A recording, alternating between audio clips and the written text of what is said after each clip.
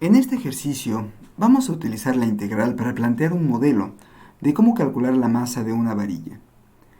El problema dice así: supongamos que se tiene una varilla de densidad ρ de x igual a x, gramos sobre centímetro, y que la varilla no es recta sino que tiene la forma de la función f de x es igual a 2/3 de x a la 3 medios, como se muestra en la siguiente figura.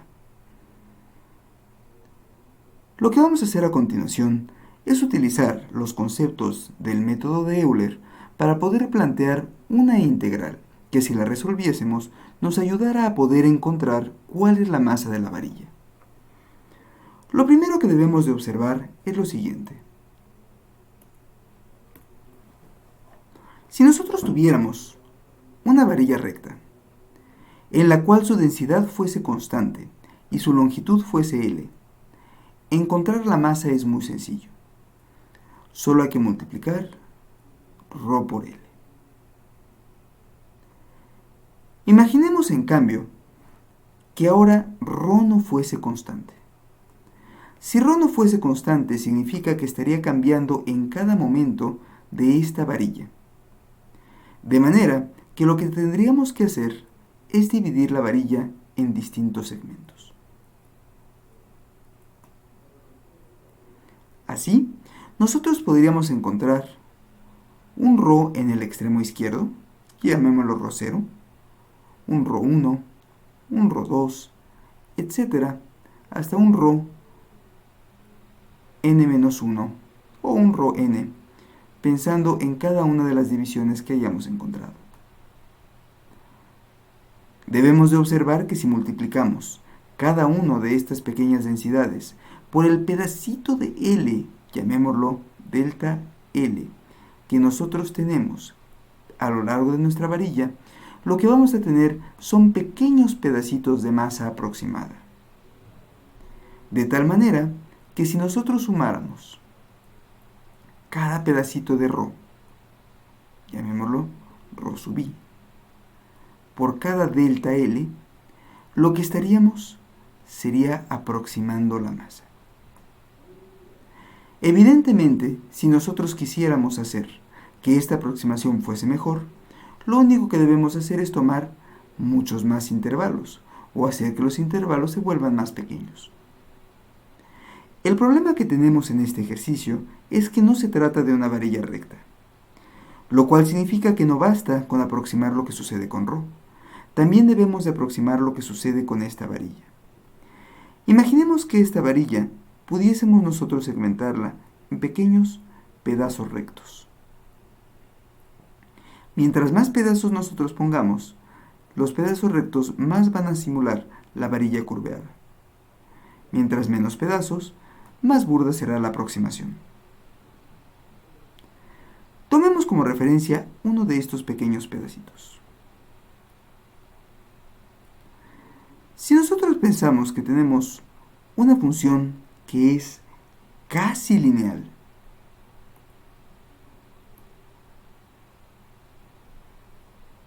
aproximando a esta línea curva, que realmente no vamos a considerar, podríamos observar que lo que se está generando entonces es un pequeño triángulo rectángulo, con base delta x y altura delta y.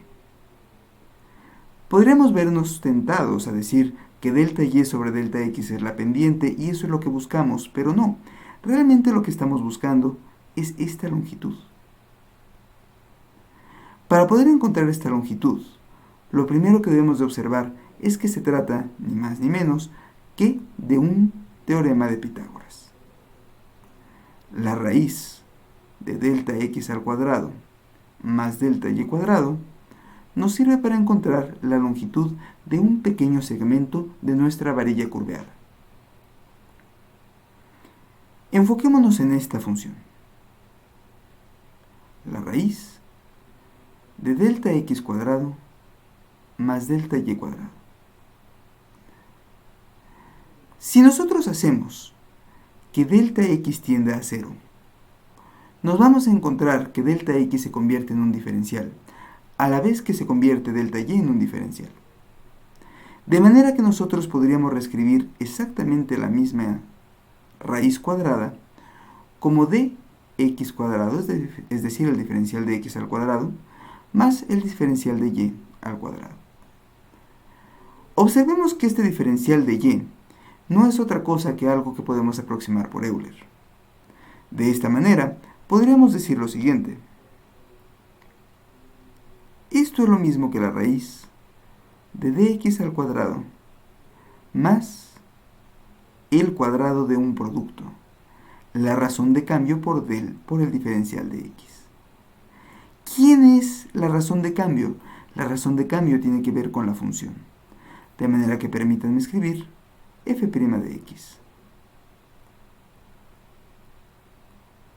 Observen que dx al cuadrado, el diferencial de x al cuadrado, es un factor común, de manera que yo puedo expresarlo como la raíz de dx al cuadrado por 1 más, y este cuadrado sigue afectando a nuestra derivada, f' de x elevado al cuadrado. Si hacemos referencia a este factor común, podemos sacarlo de la raíz, lo cual nos dejaría con una expresión raíz de 1 más f' de x al cuadrado de x. Más aún, si nosotros nos percatamos que esta es la función, eso significaría que siendo f de x 2/3 de x a la 3/2, la derivada f' de x se puede calcular multiplicando 3/2 por 2/3, que nos da 1, x 3/2 menos 1 a la 1/2. Al sustituir esta expresión dentro de f' de x, lo que nos encontramos es que esto se convierte en raíz de 1 más x de x. Ahora bien, con estas expresiones podemos regresar a nuestro ejercicio original. Nosotros lo que queremos es calcular cuál es la masa de esta varilla curveada.